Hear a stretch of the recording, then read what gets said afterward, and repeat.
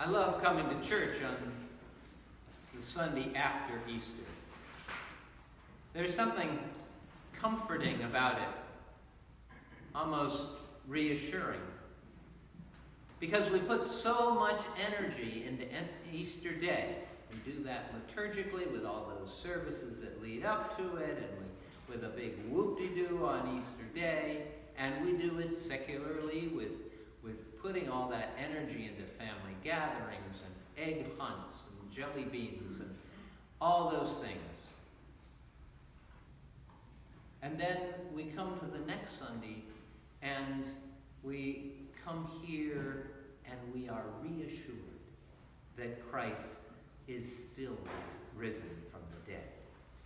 That is, that Easter is not just the big whoop-de-doo event that happens on Easter morning. It's not just Jesus standing outside the tomb talking to Mary. It's not just those women coming out there on that early morning. Easter is not over. Easter goes on. It's as present here on this Sunday as it was on last Sunday, and hopefully it is as present here on every Sunday as it is on Easter morning. We are reassured by this fact that the whoop-de-doo event may be over, but Christ is risen forever. On the second Sunday of Easter, you always can feel reassured by that message. You can even look at the lilies on the altar, and you see some of them retain that glory of the Easter morning celebration, and some of them have died, and yet still Christ is risen. The jelly beans have all been eaten or disposed of, and Christ is still risen. It's a great beginning to life to know that this risenness that we have celebrated this past week is with us now forever, and that our task changes. That our task is not now to prepare for Easter, but it's to live in its reality. The gospel story that we hear today is filled with that kind of proclamation. We hear this story about Thomas and about the disciples and the appearances of Jesus behind locked doors. We hear it, and we hear at the very least that Christ is still risen 1 week later. That's the basic point of the story, isn't it? That Christ didn't just show up at the tomb, didn't just show up that first night to his disciples, but by golly, he came back again. And not only that, he comes back again. The reading says, if we could write a book about all the things that Jesus has done. And he keeps coming back.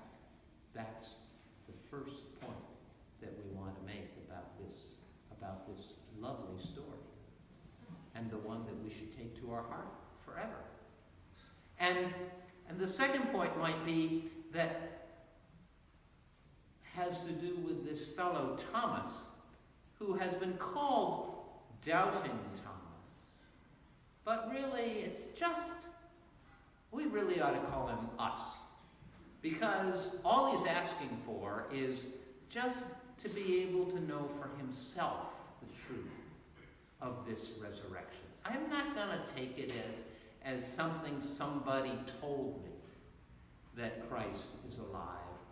I really want to know it for myself. Yesterday, you remember, was Earth Day, and there were all these scientists out holding banners about the importance of the scientific method, and about how important scientific truth is, and you can't just hide from it. It will ultimately prevail. And St. Thomas really ought to be the patron saint of Earth Day. because that's all he's asking for. He's just saying, come on, show me the proof. Show me the evidence. And then I will respond. And the gospel tells us in this story that right from the beginning, there has been that sort of undercurrent of not just people who are skeptical, but in our own selves. An undercurrent of saying, how could this really be? I should explore this more. This can't possibly be true. And that the sweeping up of the Thomases of the world and ourselves into the community of the church is an important reality for what the church is. It's not a community of people who are saints and whose belief is written in stone. It's a community of people who are trying to find their way through the world and try to be prayerful about it and try to discern the risen Christ in the world. And that's the second piece of good news for us in this story is that that's us, and that the community is built on people like us, not on the saints, if there are any saints. And the third thing we might hear from this story has to do with the exchange between Jesus and his disciples.